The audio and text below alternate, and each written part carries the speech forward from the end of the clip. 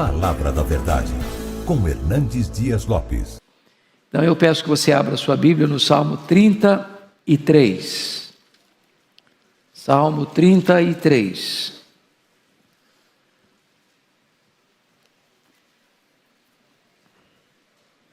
Eu vou fazer esta leitura, você me acompanhe na leitura do texto em silêncio. E depois da leitura, mantenha a sua Bíblia aberta, por favor, nesta passagem. Exultai, ó justos, no Senhor. Aos retos fica bem louvá-lo.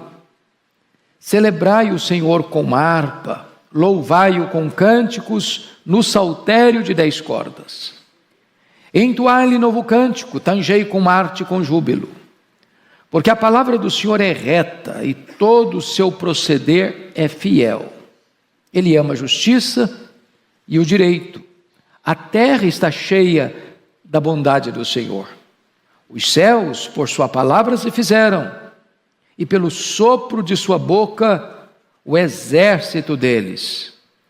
Ele ajunta em montão as águas do mar, e em reservatório encerra as grandes vagas. Tema o Senhor toda a terra, tema ao Senhor toda a terra, temam-no todos os habitantes do mundo, pois Ele falou e tudo se fez. Ele ordenou e tudo passou a existir. O Senhor frustra os desígnios das nações e anula os intentos dos povos. O conselho do Senhor dura para sempre, os desígnios do seu coração por todas as gerações. Feliz a nação cujo Deus é o Senhor, e o povo que Ele escolheu para a sua herança. O Senhor olha dos céus, vê todos os filhos dos homens, do lugar de sua morada, observa todos os moradores da terra. Ele que forma o coração de todos eles, que contempla todas as suas obras. Não há rei que se salve com o poder dos seus exércitos, nem por sua muita força se livra o valente.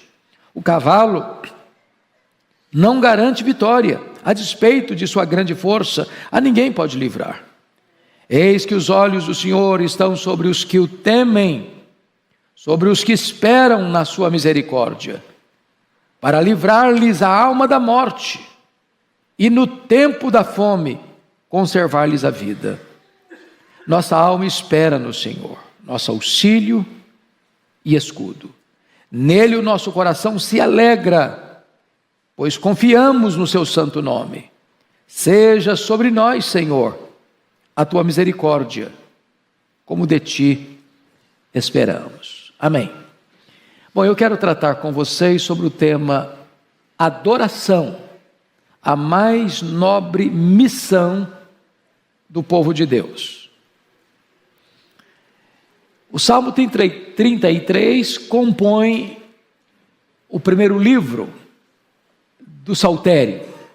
Vocês bem sabem que o livro de Salmos é uma coletânea de poemas escritos em mais de 1000 anos, num período de mais de 1000 anos.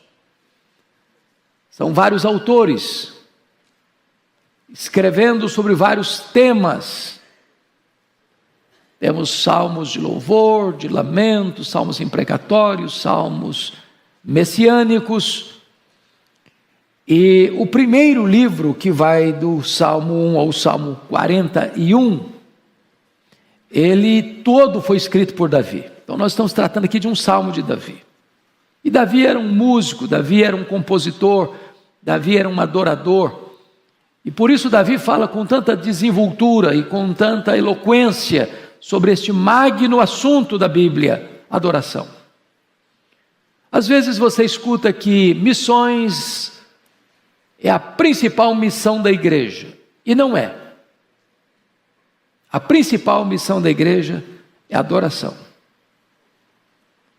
Você prega exatamente para que os povos conheçam e adorem a Deus. O Catecismo de Westminster, breve catecismo, lança a primeira pergunta teológica: E a pergunta é essa: qual é o fim principal do homem? E a resposta é: o fim principal do homem é glorificar a Deus e gozá-lo para sempre. Ou seja, o Deus da obra vem antes da obra de Deus.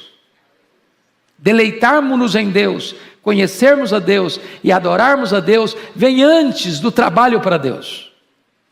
De fato, a adoração é a mais nobre missão do povo de Deus. Você adora a Deus por quem Deus é. É por isso que é preciso conhecer a Deus. E é por isso que conhecer a Deus é a própria essência da vida eterna. Porque quando você conhece a Deus, você o adora. Você não pode adorar quem você não conhece. Você não pode se deleitar em quem você não tem ou com quem você não tem intimidade. Adoramos a Deus, portanto, pelos seus atributos, por quem Ele é. Damos graças a Deus pelas suas obras. Obra da criação, obra da providência e obra da redenção. Então, dito isto, de forma muito breve, a título de introdução, já convido você para entrarmos na exposição do texto. E a primeira coisa que Davi destaca é a identidade do adorador. No versículo 1, olha você comigo aí: adoração é a maior alegria dos justos. Exultai, ó justos, no Senhor. Quem é justo? Quem é justo? A Bíblia diz que não há justo nenhum sequer. Justo na Bíblia não é aquele que é inerentemente justo, mas é aquele que é declarado justo por causa da justiça de outra alguém colocado na sua conta, imputado a ele.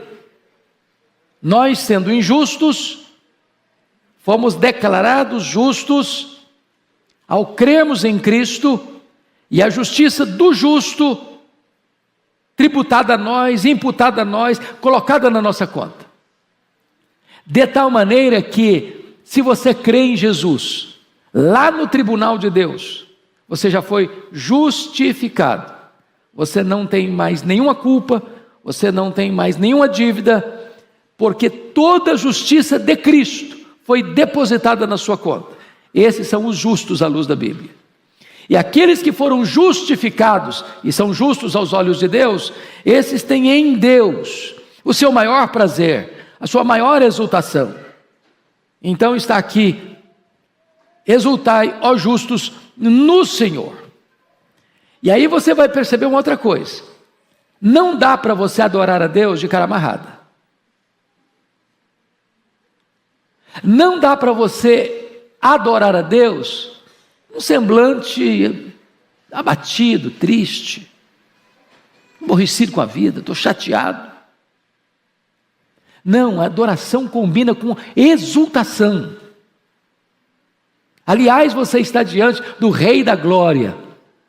Você está diante do Criador, sustentador e Redentor. E então, quando você reconhece o que Ele fez por você, você só pode exultar, alegrar-se, com grande e intenso júbilo. Mas em segundo lugar, olha comigo aí, a adoração sendo o mais alto dever dos justos, na parte B do versículo: aos retos fica bem louvá-lo. Ou seja, o ímpio não adora, ele zomba, ele se rebela, ele é ingrato, ele não tem prazer em Deus, as coisas de Deus provocam cansaço nele, ele tem como que uma espécie de urticária quando pensa em Deus, ele fica desconfortável ao ouvir sobre Deus. Entretanto, os retos gostam de fazer isso, e fica bem fazer isso, ou seja, adorar a Deus. Então a pergunta é: você é uma pessoa reta? Você é uma pessoa justa? Como é que você prova que você é uma pessoa justa e reta? É quando você exulta em Deus e quando cabe bem para você adorar a Deus.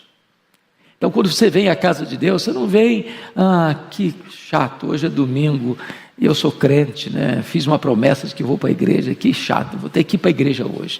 Dia tão lindo, podia estar no parque, podia estar dormindo, podia estar assistindo um filme, podia estar assistindo um jogo de futebol, podia estar na praia, podia estar fazendo coisas fantásticas. Mas puxa vida, tem que ir para a igreja, olha aí. Epa, quem é você? Se você é justo, se você é reto, isso aí é prazer, é deleite. Hoje é domingo, alegremos-nos e regozijemos-nos com isso. Vamos à casa do Senhor. É um prazer, é um privilégio, não é um peso. Segundo lugar, ele trata aqui do caráter da adoração, nos versos 2 e 3. Olha aí comigo o verso 2. Celebrai ao Senhor com harpa, louvai-o com cânticos no saltério de 10 cordas. Adoração ao Senhor e não ao homem. Celebrai ao Senhor. Não trata aqui de bajular homens, de exaltar homens, de colocar homens no pedestal. Não, o culto é teocêntrico, focado em Deus, não no homem. Notem mais, a adoração é apresentada aqui com cânticos e acompanhamento musical. Celebrai o Senhor com harpa, louvai-o com cânticos, no saltério de 10 cordas. Então, Deus requer de nós não só a voz, Ele requer de nós o acompanhamento com instrumentos musicais. É por isso que você tem piano, você tem órgão, você tem órgão eletrônico, você tem bateria, você tem violão, você tem guitarra, você tem flauta, você tem uma orquestra. Não é porque a gente gosta só não é porque a gente inventou isso não, é porque Deus estabelece. Prestem bem atenção nisso. Culto a Deus precisa ser prescrito por Deus. Eu não posso adorar a Deus do meu jeito, do meu modo, com os meus gostos, com as minhas preferências. Eu não tenho autoridade para inventar algo para adorar a Deus. O Deus que exige ser adorado e requer ser adorado, estabeleceu como Ele quer ser adorado. E aí, o texto nos informa que a adequação das vozes com os instrumentos, nessa linda harmonia de música que sobe aos céus como um ato de adoração. Eu não tenho o direito, por exemplo, de pensar numa música, ou compor uma música, ou cantar uma música que esteja fora dos preceitos da palavra de Deus. A música é teologia cantada. E é preciso ter critério antes de começar a ensinar uma música para saber se a teologia da música é boa, se a letra está afinada com as Escrituras, porque nós cantamos a palavra de Deus. É por isso que o Salmo 40, versículo 3 diz: e me pôs nos lábios um novo cântico, um hino de louvor ao nosso Deus. Muitos verão essas coisas, temerão e confiarão no Senhor. Essa música tem origem divina, é Deus quem põe nos lábios. Essa música tem uma natureza, é um novo cântico. Essa música tem um propósito, é um hino de louvor ao nosso Deus. Essa música tem um resultado. Muitos verão essas coisas, temerão e confiarão no Senhor. Mas veja você, em terceiro lugar, a adoração é feita de música que sempre se renova. Olha o 3a. Entoai-lhe novo cântico. Novo cântico. Então você percebe que cantar é algo que é como um baú que você vai e tira coisas velhas e coisas novas. Os entendidos em música dizem que música tem qualidade. Se é boa, permanece. Se é ruim, se descarta. Tem músicas sazonais, sabe disso. Tem cânticos que você canta, que bonito e tal, daqui a pouco ninguém canta mais, esqueceu, ficou lá para trás. Tem músicas que você canta e você canta e você canta e você canta e passa de pai para filho, de filho para neto e de geração para geração e atravessa os séculos, elas sempre são novas. O que é bom fica. Quando diz cantai um cântico novo, não quer dizer que eu sempre tenho que cantar uma música nova. Significa que mesmo as músicas velhas são sempre novas. Eu não sei quanto a vocês, cada um tem seu jeito, né? Para mim, quanto mais antiga é uma música, mais ela fala comigo. que ela recorda, ela traz lembranças. É aquilo que você escutou lá na infância, lá na adolescência. De repente você escuta, vai trazendo tudo aquilo que você já vivenciou com aquela música. Então, ela é uma música sempre nova. Aliás, parece-me que a Bíblia diz que a natureza canta. Você já viu as árvores batendo palmas? Os rios se alegrando? É a forma da natureza que está celebrando o Criador. Os pássaros cantam. E eu não tenho notícia de que pássaro fica depressivo, assim, chateado com a vida. Hoje levantei-me aborrecido. O pássaro levanta cantando, ele dorme cantando. A natureza canta. Mas a Bíblia diz que a igreja canta. A Bíblia diz que os anjos cantam. E a Bíblia diz que nós vamos cantar por toda a eternidade. Então, é melhor ensaiar agora, para a gente fazer bem feito. Tá certo? Muito bem. A adoração a Deus precisa ser feita com excelência. Versículo 3b está escrito assim: tangei com arte e com júbilo. Veja bem, duas coisas importantes. Às vezes as pessoas, não, gente, para Deus qualquer coisa serve. Que Deus vê o coração. É verdade que Deus vê o coração. É verdade que Deus aceita o que eu tenho e não o que eu não tenho. Mas não é verdade que para Deus qualquer coisa serve. Então, se você olhar música no Antigo Testamento, havia um profissionalismo na música. É tanger com arte e com júbilo. Não é só com júbilo. E não é só com arte.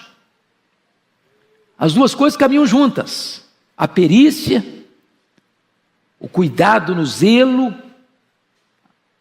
a boa música, o estudo, a boa apresentação e o júbilo. Deus requer o melhor, Deus merece o melhor. Essa é a ideia do texto. Eu não posso fazer a obra de Deus relaxadamente. Eu não posso chegar aqui na frente e cantar desafinado. Ora, se eu estou desafinado, eu vou cantar na congregação, eu chamo o irmão afinado para cantar na frente. Né? Deus aceita o meu culto desafinado, é claro. Eu não vou poder ser... Se eu for fazer um solo aqui, os irmãos correm, fogem. Para que eu vou me aventurar? Mas tem irmãos abençoadíssimos que têm uma voz maravilhosa e que podem conduzir a congregação ao louvor. Porque Deus requer arte, Deus requer júbilo, qualidade e espírito de adoração, com exultação. Mas vamos adiante nesse texto para mostrar agora a razoabilidade, em terceiro lugar, da adoração. E a maior parte desse texto é mostrar por que adorar a Deus é tão razoável. Primeiro, Deus é digno de ser louvado por causa da retidão da sua palavra. Versículo 4. Porque a palavra do Senhor é reta e todo o seu proceder é fiel. Vamos entender bem isso aqui, meus irmãos. Por que nós adoramos a Deus? A adoração flui da Bíblia. A adoração emana da Bíblia. Você adora a Deus porque você conhece a Deus. E você conhece a Deus como? De que forma? Por quê? Deus se revelou na natureza. Deus se revelou na nossa consciência. Mas Deus se revela especialmente na Bíblia. Você conhece Deus porque Deus se revelou. Não é fruto da sua investigação. E então, quando você entende a Bíblia, valoriza a Bíblia, sabe quão reta é a Bíblia, nela não tem erro, nela não tem contradição, nela não tem falha, ela é inspirada, ela é inerrante, ela é infalível, ela é suficiente, ela é pura, ela é reta, ela ilumina os olhos, ela alegra o coração, ela restaura a alma, ela revela a nós o plano de Deus para a nossa vida. Quando você ama a Bíblia, o resultado disso é que você começa a adorar a Deus, por causa da sua palavra, que é reta. Então não há adorador fora de Bíblia. Não, eu não gosto de Bíblia, eu gosto é de cantar. Bíblia não. Uma coisa está errada aí. Porque a adoração emana da Bíblia. Deus é adorado exatamente porque a sua palavra é reta.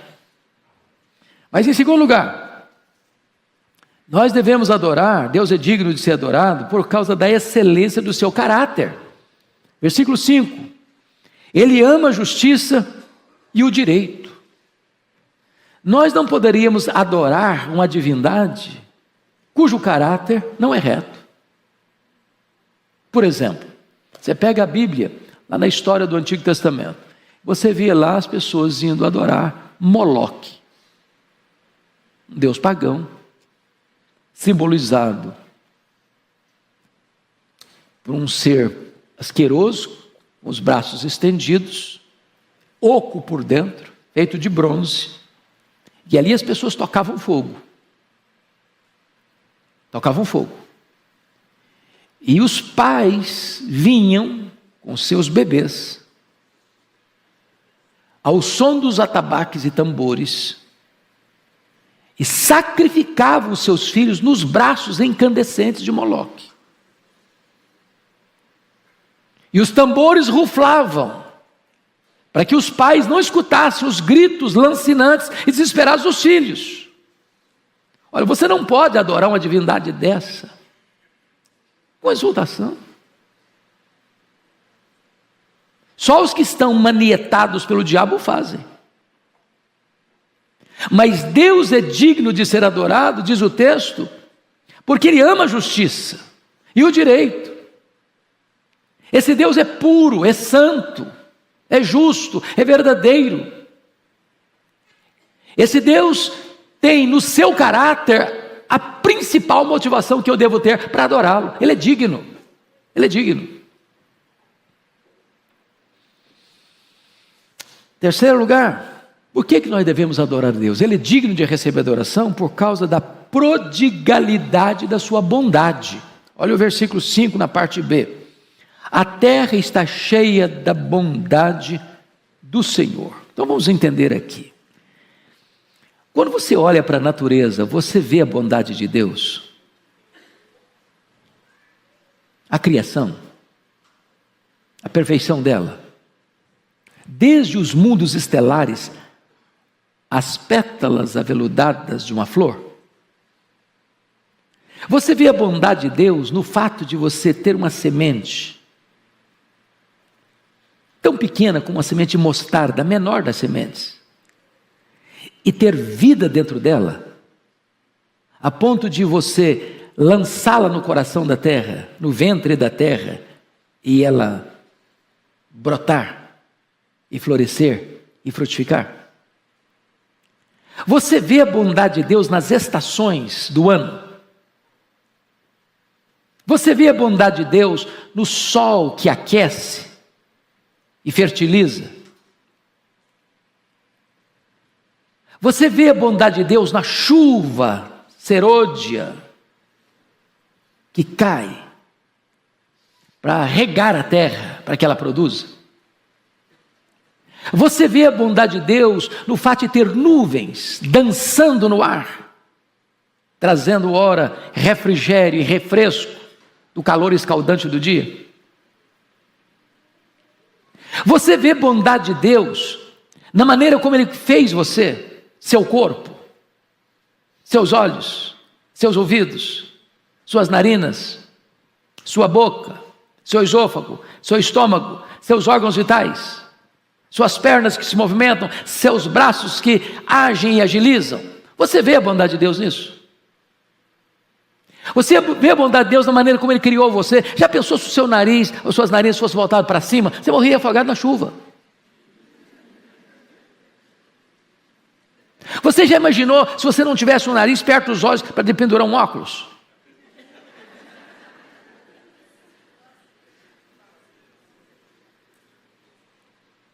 Você vê a bondade de Deus nas cores diversas, nos sabores diversos, no seu paladar que distingue os sabores.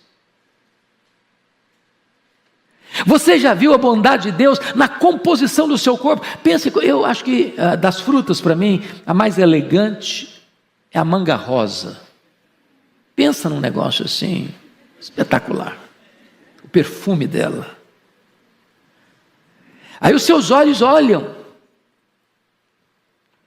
seu desejo aguça, a sua mão pega, a sua boca morde, seus dentes trituram, seu esôfago recebe, seu estômago acolhe, e de repente aquela manga vira sangue, vira carne, vira nervos, vira vida. Em todos esses detalhes, você vê o quê? A bondade de Deus. Toda a terra está cheia da bondade de Deus. Agora, tem olhos que veem, mas não enxergam. Passam pela vida sem olhar, sem observar a bondade de Deus. Você enxergou a bondade de Deus na sua casa? Você tem um teto para morar? Você tem uma cama para dormir?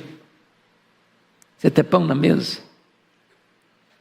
Você já percebeu que o dinheiro é bom, mas se não tivesse a bênção do cuidado, da providência, você não come dinheiro? A fome chegou em Samaria e eles gastavam rios de dinheiro para comprar a cabeça de um jumento. Eu nunca vi ninguém no açougue comprar uma cabeça de jumento. Porque tinha dinheiro, mas não tinha comida. Cabeça de jumento, que jumento aguenta, viu, gente? Aguenta, seca. E aí os animais, as reses morrem, o jumento está lá.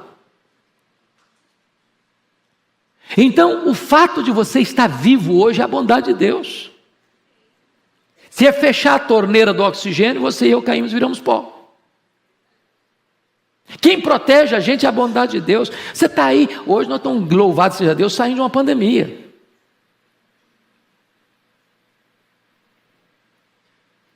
Mas tem ar contaminado por vírus, por bactérias. Você não sabe onde está. Então o fato de você sobreviver é um resultado da bondade de Deus na sua vida, na minha vida, na nossa vida. Quarto lugar, porque Deus é digno de ser adorado. Quarto lugar, por causa de sua vasta, rica, insondável criação. Compare e olhe comigo aí os versos 6 até o verso 9. Os céus por sua palavra se fizeram, e pelo sopro da sua boca, o exército deles. Agora, quando você olha aí, os céus por sua palavra se fizeram, nós que estamos no plural. É lá em Gênesis 1:1. No princípio criou Deus os céus e a terra. E aí você começa a perguntar, quão vasto é o céu, ou os céus? E se você chegar para o astrônomo mais culto e preparado, com a mente mais peregrina e com o conhecimento mais sofisticado sobre essa questão, e perguntar para ele, qual é o tamanho desse universo que Deus criou pela sua palavra? E a resposta honesta dele é, eu não sei. Eu não sei. A matéria em aberto. Entretanto, o que se sabe hoje é que a extensão deste universo passa de 93 bilhões de anos-luz de diâmetro. Em outras palavras, se você conseguisse voar à velocidade da luz, 300 mil quilômetros por segundo, nessa velocidade, você gastaria mais de 93 bilhões de anos para ir de uma extremidade à outra. Pois não há 1 centímetro que o seu Deus não tenha criado, não conheça, não esteja presente, e não possa dizer, isso aqui é meu. Quando você compreende quão grande Deus é, porque uma das verdades sublimes que a Bíblia diz é que Deus é transcendente. O que significa que Deus é transcendente? Significa que Ele é maior que tudo quanto existe, Ele é maior que tudo quanto Ele criou. Qual a base bíblica diz? A Bíblia, numa linguagem bem linda e retórica, diz o seguinte, nem o céu dos céus pode contê-lo. Então a criação, quando você olha para a criação, você fica encantado. Por exemplo, o profeta Isaías vai dizer que ele espalha as estrelas no firmamento, e por ser forte em força e grande em poder, quando as chama pelo nome, nem uma só delas vem a faltar. A pergunta é, quantas estrelas existem? Também nenhum astrônomo sabe responder. Eles ficam boquiabertos e concluem que há mais estrelas no firmamento que todos os grãos de areia de todas as praias e desertos do nosso planeta. Você já foi à praia e tentou contar quantos grãos de areia você consegue botar na concha da sua mão? Nessas férias de janeiro agora eu fui fazer isso. Cheguei lá em Guarapari, sentei lá e falei, deixa eu contar aqui. Enchi a mão assim, botei numa palma só da mão, você conta 1, 2, 50, 100, 150, 200, 300, parei, não tinha contado nem a ponta do dedo ainda. Existem coisas que para nós são incontáveis, para Deus são contáveis. Deus sabe quantas estrelas existem. Aliás, Ele não só sabe, Ele batizou cada uma delas pelo nome. Deus sabe quantos grãos de areia existem nas praias e desertos. Eu e você não sabemos. Para nós, incontável. Para Deus, contável. Este Deus que sabe tudo, que conhece cada uma das mais de 60 trilhões de células do seu corpo, é digno de ser o quê? Adorado. Mas vejam vocês que no versículo 7, 8 e 9 ele diz, ele ajunta em montão as águas do mar e em reservatório encerra as grandes vagas. Temam o Senhor toda a terra, temam-no todos os habitantes do mundo, pois ele falou e tudo se fez, ele ordenou e tudo passou a existir. O que o Davi está dizendo para nós aqui? Conhecer a grandeza majestática de Deus deve nos levar a reverenciar a Deus, a temer a Deus. Esse medo aqui não é um medo fóbico, não é o medo de eu vou me esconder, eu vou me encavernar. Não, esse medo aqui é o medo dizendo, esse Deus é digno da minha adoração, eu o reverencio, eu o respeito, eu o amo, porque sendo Ele tão grande, Ele me criou, Ele me formou, Ele me amou, Ele me salvou, Ele me protege, Ele me fez membro da sua família, Ele escreveu o meu nome na palma da mão dEle, Ele mandou o seu Filho para morrer por mim, Ele enviou o Espírito Santo para habitar em mim, e Ele se comprometeu em me segurar pela sua mão direita, me guiar com o seu conselho eterno, me receber na glória. Mas vamos adiante, vamos olhar mais. Olha comigo agora, por que Deus é digno de ser adorado? Deus é digno de ser adorado em quinto lugar por causa de sua soberana providência na história. Eu destaco aqui os versos 10 a 15. Primeiro, Ele controla as nações, versículo 10, o Senhor frustra os desígnios das nações e anula os intentos dos povos. O que Ele está querendo dizer aqui? Veja você que Davi faz uma transição do poder da criação para a soberania de Deus na história. Vai tratar de outro assunto agora. E deixou a criação, começar a mostrar o seguinte, esse Deus não só criou, esse Deus governa, esse Deus reina, esse Deus usa a sua providência para fazer a sua vontade na história dos homens. E a primeira coisa que ele destaca no versículo 10 é esta verdade, que ele controla as nações. O Senhor frustra os desígnios das nações. Em outras palavras, Ele põe reis, Ele abate reis, Ele levanta reinos, Ele abate reinos. Ele bota alguém no trono e faz esse alguém apiar do trono. Salmo 2 diz isso, não é o homem que controla Deus, é Deus quem controla o homem. Não é o homem que está no controle da história, é Deus quem está no controle da história. Quem está no trono é Deus, é Ele quem levanta e Ele quem abate, Ele quem dá vida, Ele quem tira a vida. É só olhar a história dos impérios. Ascenderam e caíram, ascenderam e caíram, levantados e caíram. Lá no Isaías 40 diz que os príncipes, os poderosos, basta um sopro de Deus e eles caem. Os poderosos morrem e Deus continua no trono. Essa é a verdade que esse texto está querendo destacar para nós. Segundo lugar, ele não só controla as nações, ele não pode ser controlado. Olha o versículo 11. O conselho do Senhor dura para sempre, os desígnios do seu coração por todas as gerações. Ou seja, os intentos do homem têm tempo de validade. Eles governam hoje, eles fazem a vontade deles hoje, eles maquinam hoje, eles conspiram hoje, eles podem até ter sucesso hoje por um tempo, mas eles viram pó. A memória deles é apagada. A vontade deles, nenhum imperador, nenhum rei, nenhum presidente, nenhum congresso, nenhuma corte jamais pôde ter a pretensão de que a vontade deles permanecesse de geração em geração.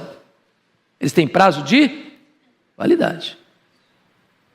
Mas a vontade de Deus, o plano de Deus, o propósito de Deus permanece por todas as gerações. O que significa isso, irmãos, em termos de filosofia da história? Vamos lá. Você tem 3 conceitos básicos de filosofia da história. Você tem o conceito grego. Qual o conceito grego? A história é cíclica. O que é isso?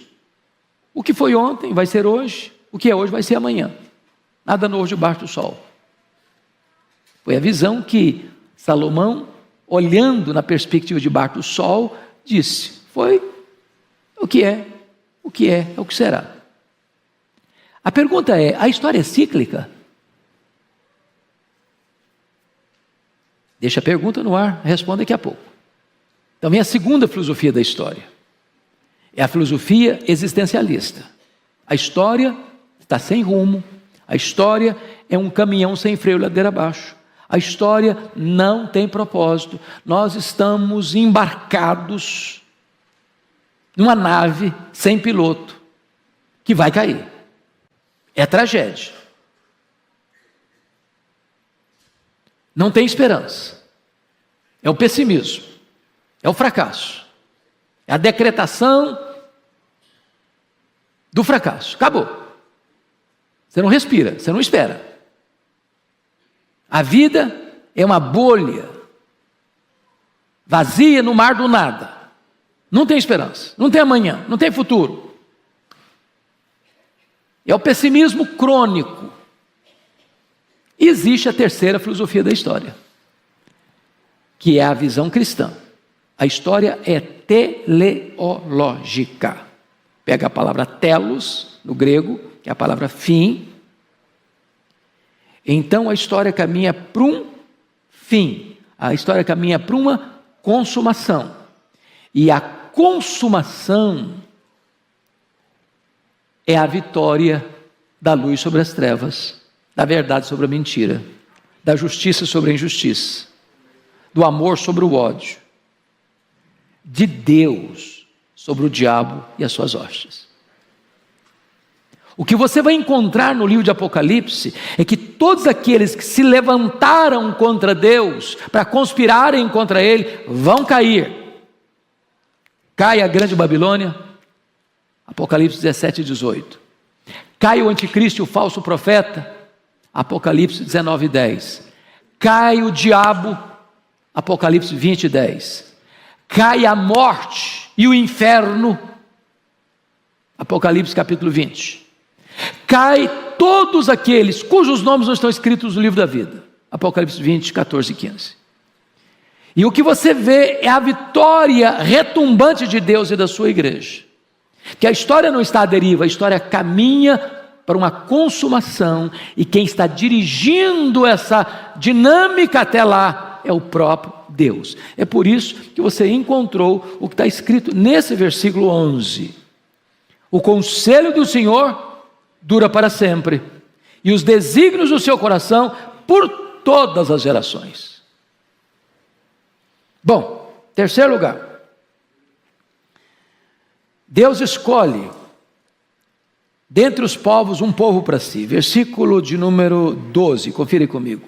Você pode ler em voz alta? Vamos juntos? Feliz a nação cujo Deus é o Senhor, e o povo que Ele escolheu para a sua herança. Há duas coisas aqui, meus irmãos. Vamos pegar a parte final primeiro. Ele diz na parte final do verso 12, algo sublime. E o que ele disse? O povo que ele escolheu para a sua herança. Quem é esse povo? Quem é esse povo? A igreja. Como é que a igreja é composta? Dentre todos os povos, Deus escolhe aqueles que foram comprados pelo sangue do Cordeiro, procedentes de toda tribo, raça, povo, língua e nação. E Deus forma esse multipovo, multicolorido povo, de todas as cores, de todos os estratos sociais, de todas as culturas, de todos os naipes. E dentre os povos, no meio desses povos, Deus forma um povo para ser o seu povo. Que privilégio você e eu fazermos parte desse povo, que se chama povo de Deus, família de Deus, rebanho de Cristo, membros do corpo de Cristo. Mas vamos para a parte A do versículo: feliz é a nação cujo Deus é o Senhor. Eu não sei se vocês têm a mesma compreensão que eu tenho, mas hoje nós estamos vivendo uma realidade sombria, onde mundo afora, como que uma espécie de agenda global, as pessoas querem sacudir o jugo de Deus de cima delas. Eu vim agora recentemente de uma reunião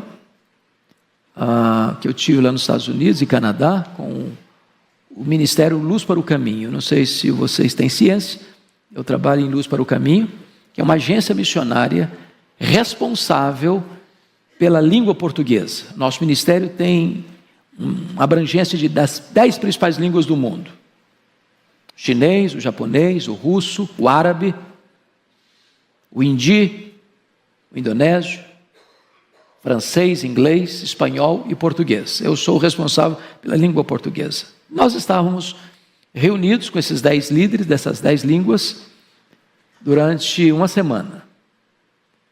E quando você para ler o mapa das nações,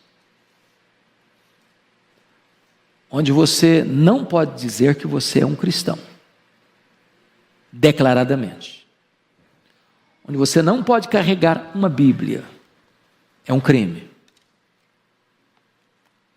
onde você não pode falar que o seu Deus é superior a outra divindade, onde você ser um cristão é você estar na ilicitude, e você pode ser preso, você pode ser torturado, você pode ser morto. Onde você não tem liberdade de consciência, ou de expressar o que você crê, aberta e publicamente. Onde você tem numa nação mais de 1 milhão de deuses, e até a vaca é venerada como uma deusa. Onde você tem nações em que o órgão sexual masculino é uma divindade, e as pessoas vão lá para cultuar o órgão sexual masculino, se prostrar diante dele para adorá-lo.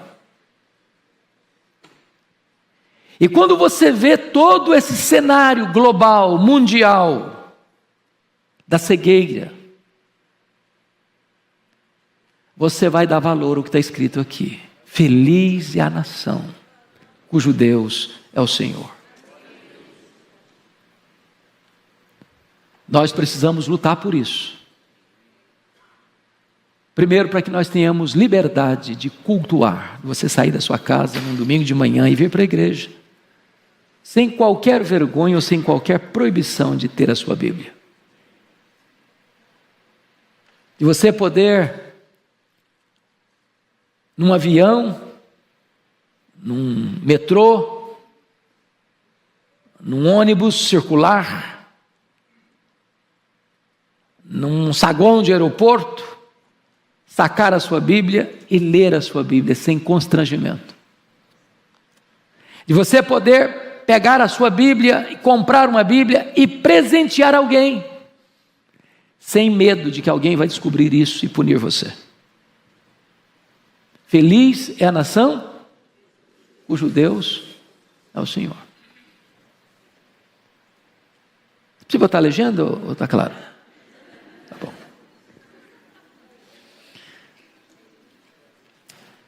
Quarto lugar, veja comigo os versos 13 e 15. Ele sonda os homens, por isso que ele pode ser adorado, deve ser adorado.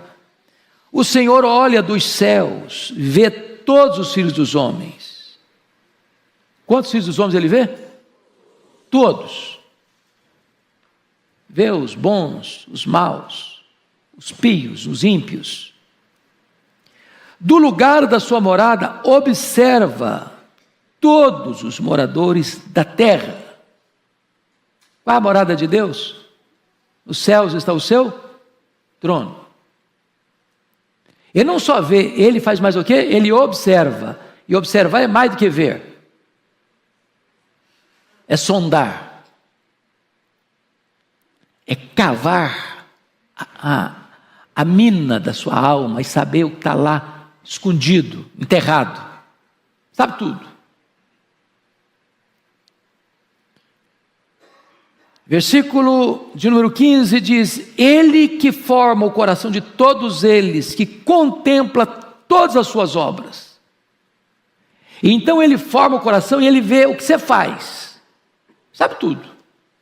Se esse Deus é onisciente, ele é o quê? Digno de ser o quê? Adorado. Adorado. Davi está tratando aqui a plausibilidade e a razoabilidade da adoração. E levantando essas questões todas. Por que Deus deve ser adorado? Ele não prossegue nesse argumento. Primeiro, ainda em sexto lugar, porque Ele é o Deus da redenção. Olha os versículos 16 a 19 comigo agora. Não há rei que se salve com o poder dos seus exércitos, nem por sua muita força se livra o valente. O ponto aqui é o seguinte: quem consegue se insurgir contra Deus e prevalecer? Irmãos, o mal prevalece por um tempo. Eu não sei quanto a vocês, toda vez que eu assisto filmes do Holocausto, me dá um negócio assim, ruim por dentro, um constrangimento. E você fica perguntando: meu Deus, mas o senhor podia fuzilar aqueles caras maus? Não, você não tem essa sensação? Você vê um homem batendo numa criança, ou afligindo um velhinho, pisando com a sua bota suja de lama, uma pessoa já caquética pela fome, não te dá um espírito assim de revolta? Parece que naquele momento o mal está pensando bem mesmo. Mas quando você olha o quadro geral, você percebe uma coisa: ninguém pode lutar contra Deus e finalmente prevalecer. Parece que tem hora que você está perdendo de goleada. Aí Deus entra no jogo e muda o placar do jogo. Deus vira a mesa da história. Ele é Deus. Ele é soberano. Ninguém pode desafiar a Deus e safar-se. Essa é a linguagem dele. É só você olhar para os poderosos, para os impérios. Egito, onde está o Egito? Grande império Egito. Onde está o grande império assírio? Onde está o grande império babilônico? Onde está o grande império medo-persa? Onde está o grande império greco-macedônio? Onde está o grande império romano? Caíram, ruíram, colapsaram. Mas veja você comigo, que ele vai usar uma linguagem no verso 17, o cavalo não garante a vitória, a despeito da sua grande força, a ninguém pode livrar. Quando você lê isso aqui, você fala, mas Davi está atrasado. Né? Na época deles, a bomba atômica da época dele era um cavalo. O míssil era um cavalo. A coisa mais forte que as pessoas conheciam na época era um cavalo. Hoje, se você for escrever o Salmo 33, você vai usar outra coisa. O poderio bélico, os mísseis, a bomba atômica, a bomba nuclear. Hoje tem coisa assim, pavorosa. Mas nem isso pode desafiar o poder de Deus. Sabe por quê? Hoje nós temos arsenal, aí nessa invasão militar da Rússia à Ucrânia, nós temos hoje arsenal nuclear para destruir o planeta mais de 10 vezes.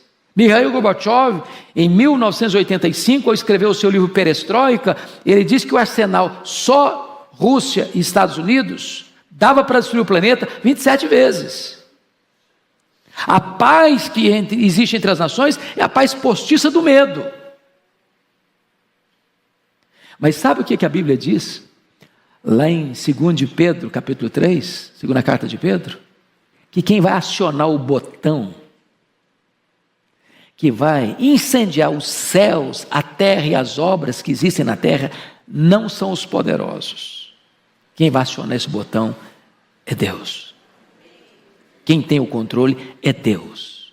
O controle remoto da história está nas mãos de Deus. A mesa que vai dar vida ou destruir, para Deus fazer tudo de novo, novos céus e na terra, quem vai apertar o botão é Deus.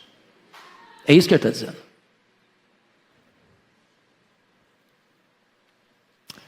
Veja comigo. Ele salva extraordinariamente aqueles que nele esperam, versículos 18 e 19. Eis que os olhos do Senhor estão sobre os que o temem, sobre os que esperam na sua misericórdia, para livrar-lhes a alma da morte e no tempo da fome conservar-lhes a vida. Ou seja, na hora que a coisa pegar mesmo, a crise mais medonha, da carranca mais horrenda, Deus conhece, os olhos do Senhor estão sobre os que o temem. Os olhos do Senhor estão sobre aqueles que esperam nele. Mesmo em tempo de guerra e de fome, Deus está lá para conservar a vida. Ele é o Deus da salvação, Ele é o Deus da redenção, Ele é o Deus da providência, Ele é o Deus da libertação, Ele é o Deus do socorro providente na hora da angústia. Mas agora eu quero concluir o último ponto. A consequência agora da adoração. Tem 3 coisas que eu destaco. Primeiro, aqueles que adoram o Senhor esperam nele. Versículo 20. Você pode ler comigo, versículo 20? Vamos juntos? Nossa alma espera no Senhor. Nosso auxílio e escudo. Se você estiver passando uma magrela hoje, passando uma luta muito grande hoje, minha palavra para você é: espera no Senhor. Espera no Senhor. Espera no Senhor. Segundo, aqueles que adoram o Senhor alegram-se nele. Vamos juntos, o verso 21. Nele o nosso coração se alegra, pois confiamos no seu santo nome. Notem isso, irmãos, ele não está se alegrando nas bênçãos, está se alegrando no abençoador. A nossa alegria maior não é a dádiva, a nossa alegria maior está no doador. É em Deus que a nossa alma se alegra. É em Deus que o nosso coração se alegra. Último lugar, terceiro e último. Aqueles que adoram o Senhor, oram a Ele. Vamos juntos o 22. Seja sobre nós, Senhor, a Tua misericórdia, como de Ti esperamos. Eu acho maravilhoso porque ele começa com adoração e termina com oração. As duas coisas caminham juntas. Porque você conhece a Deus para adorá-lo, você pode então dirigir sua oração a Ele e clamar desta forma: seja sobre nós, Senhor, a Tua misericórdia.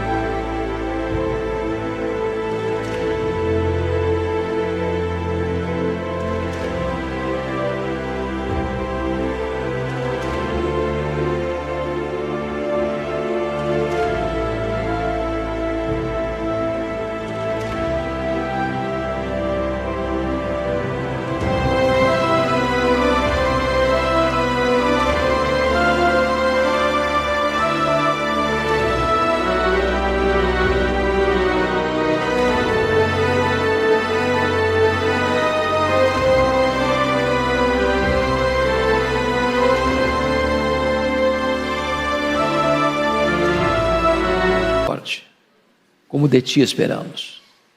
O que esse homem está vendo e observando é que vivemos num mundo complexo. Vivemos num mundo de oposição a Deus. E nós jamais teríamos condições de enfrentar esse sistema, esse mecanismo, sem a misericórdia de Deus, sem a assistência de Deus. Então ele está orando e dizendo: seja sobre nós, Senhor, a tua misericórdia, como de ti esperamos. Que Deus nos ajude a, num mundo tão turbulento, numa história tão convulsiva, em dias tão maus, encontrarmos razões eloquentes, motivos sobejos para nós adorarmos a Deus. Adorarmos a Deus. E nas lutas da vida, clamarmos a Deus em oração. Vamos ficar em pé e vamos orar ao Senhor.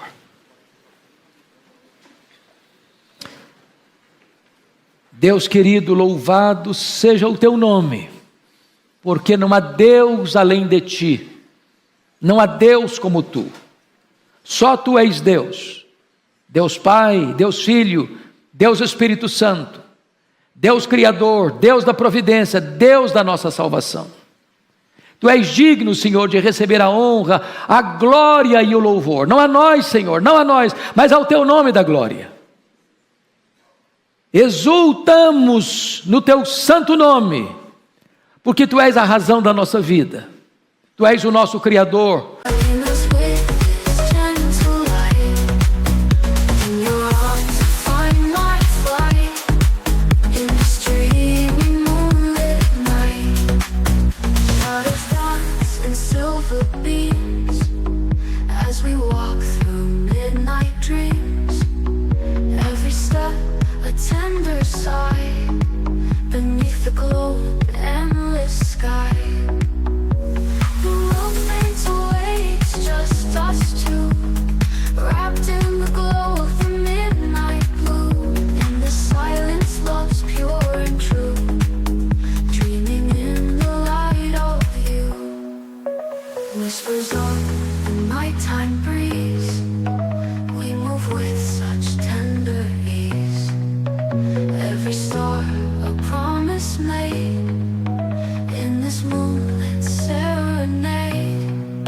O nosso provedor, o nosso redentor, o nosso consolador, tu és a nossa alegria, tu és a nossa paz, tu és a nossa justiça, tu és a nossa herança, louvado seja o teu nome. Meu Deus, sustenta o teu povo, alegra a tua igreja, renova o ânimo da tua igreja, fortalece a tua igreja e faz com que esta igreja seja uma igreja viva, dinâmica, operosa, que te adore com todo fervor e trabalhe com todo dinamismo e ore com toda humildade. Conduz os nossos passos em triunfo, Senhor, e abençoa o teu povo, para que este povo seja fiel, para que este povo seja obediente, para que este povo seja piedoso, para que este povo seja um luzeiro a brilhar neste mundo de trevas. Oramos em nome de Jesus. Amém. Deus abençoe, meus amados.